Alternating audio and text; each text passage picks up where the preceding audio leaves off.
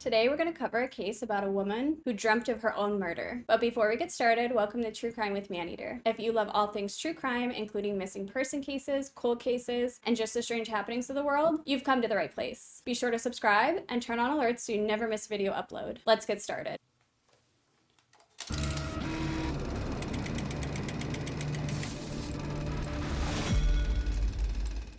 In 1981, Cynthia Jane Anderson was a legal secretary in Toledo, Ohio. Cynthia was a 20-year-old woman who was very close to her family and her community. She lived in a devout Christian fundamentalist community, which she loved. She was attractive and friendly and kind and just overall a lovely person. She did have a boyfriend, and they were both looking forward to starting their future when they went away to Bible college together. And although Cynthia was excited about her new future, some strange things had been happening to her. 10 months prior to the last time anybody saw Cynthia Anderson, on a wall in front of the office where she was working, somebody wrote, "I love you, Cynthia," by GW in big letters. It was huge, and of course, it was written in direct view of her office so she could see it. Somebody had done this intentionally, and it really made her nervous. She didn't know why anybody would do that. After a few months, the writing was eventually removed, but once it was removed, the message appeared again. And this time, it was much bigger than the last one, and clearly more visible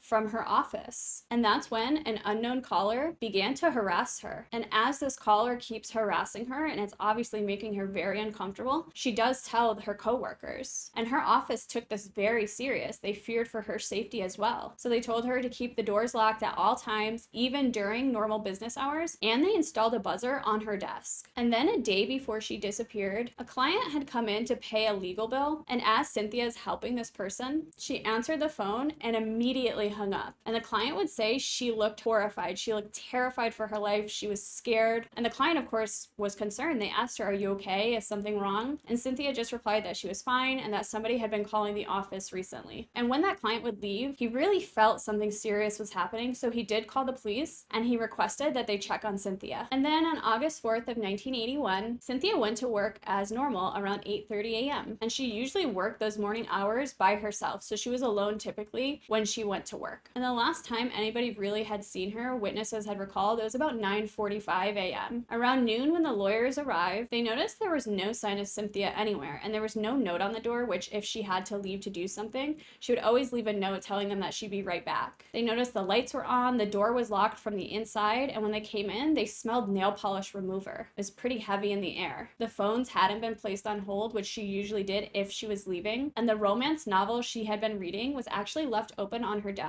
And what was more horrifying is that book was open to the most violent part of the novel. In that scene, a woman is abducted by knife point. And of course, the lawyers instantly felt like something was wrong, so they called police immediately. And although there was no sign of a struggle, her car was still in the parking lot, her keys and purse had been missing. And so Cynthia Jane Anderson went to work one day and never came back. She literally just vanished into thin air, and nobody knows what happened to her. And because of all the things that had been happening to her, specifically those phone calls, her family did report that she was having nightmares every single night. She couldn't sleep. She kept having dreams that a man was attacking her. And then shortly after her disappearance, a call came into the police station, and a woman was on the other line, but she was whispering. She told officers that she wanted to remain anonymous, but she had information. And she tells police that Cynthia was being held in a basement of a white house. And she said that there's two white houses side by side that are owned by the same family. She said that the parents were out of town and that their son was holding Cynthia hostage. And as the police are trying to get more information from her and pressing her, where is this house? What is the address? She hangs up the phone. Of course, police would instantly start searching for houses like this, but really they couldn't find anything. And that message on the wall across from her office, a man actually came forward to say that he did that. And when police questioned him, he said, "Oh, it was for a different Cynthia." And no charges were ever filed against this man. But there was a maintenance man that worked in the building that Cynthia worked in, and his initials were GW. Obviously, he had keys and he had access to that building that Cynthia would be in. And although his initials were GW and he had keys and access to this building, he was questioned, but apparently no charges were ever brought up up against him. And obviously, her family believes firmly that she did not run away. Her social security has never been used. She left a large sum of money in her bank account, which was never touched again. On that fateful day when she vanished, she was never heard from again. I do believe Cynthia is dead, and I believe that whoever abducted her that day murdered her, but I also believe that she knew this person. I don't know if she knew them well or if they were acquaintance or somebody she worked with, but I do think she knew the person that abducted her. Perhaps she didn't know that they were stalking her, obviously writing things on that wall and then making threatening phone calls to her. I do feel like somebody maybe came into her office and noticed her and got obsessed with her. And it would make sense that it is somebody she knew because the door was locked from the inside. So if somebody got into the building, they would either A, have to have access to the building already, maybe because they were employed there, or B, they were a client and she had to let them in, or C, she knew them and she let them in. So to me, it feels like it was personal. It feels like somebody did get obsessed with her and they abducted and murdered her. The case does remain unsolved, and unfortunately, both of her parents have passed away long before they could ever find out what happened to their daughter. But that's it for today, guys. If you like this video or any other video on my channel, be sure to subscribe and turn on alerts so you never miss a video upload. In the meantime, while you wait for another upload, be sure to check out the other videos on my channel. And if you have a suggestion for my next case, be sure to pop it in the comments and I'll get to as many of them as possible. See you next time.